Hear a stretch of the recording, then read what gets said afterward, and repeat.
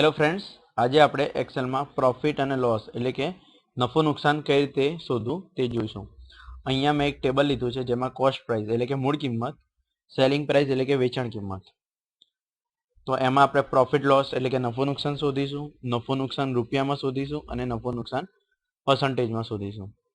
તો સૌપ્રથમ નફો નુકસાન માટેની formula equal to if bracket G5 એટલે selling price greater than cost price, comma profit,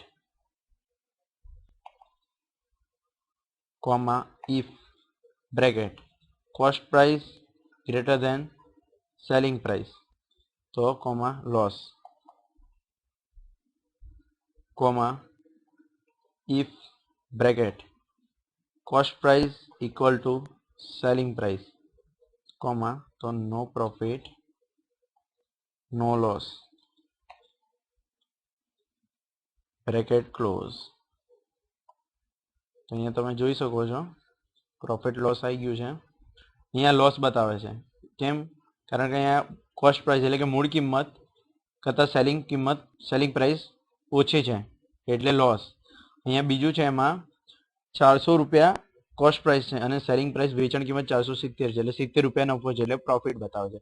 અહીંયા કોસ્ટ પ્રાઇસ એટલે કે મૂળ કિંમત અને સેલિંગ પ્રાઇસ વેચાણ કિંમત સેમ છે એટલે કે નો પ્રોફિટ નો loss.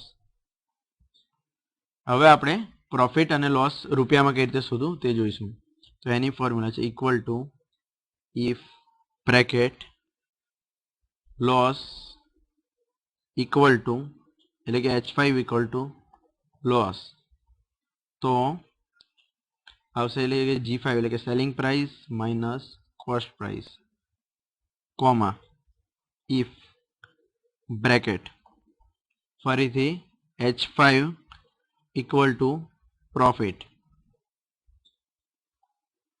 double inverted comma close, comma ફરીથી G5 minus F5,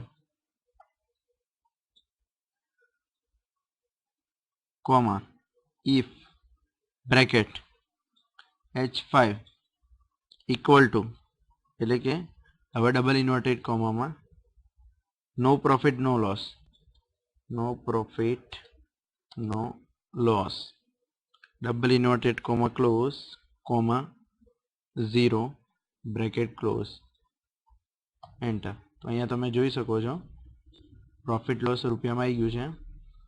અહીંયા કોસ્ટ પ્રાઇસ 300 હતી, સેલિંગ પ્રાઇસ 250 છે એટલે 50 રૂપિયાનું નુકસાન એટલે -50। અહીંયા 400 રૂપિયાની વસ્તુ 470 માં વેચી એટલે કે 70 રૂપિયા નફો, અને અહીંયા 400 રૂપિયાની વસ્તુ 400 રૂપિયામાં વેચી એટલે કે ના નફો કે ના નુકસાન। ઓકે, હવે આપણે પ્રોફિટ લોસ ટકામાં જોઈશું। તો એની ફોર્મ્યુલા આપણે જાણીએ છીએ કે એનું નફો નુકસાનનું સૂત્ર શું છે, તો કે પ્રોફિટ લોસ એટલે કે નફો નુકસાન ભાગ્યા મૂળ કિંમત ગુણ્યા 100।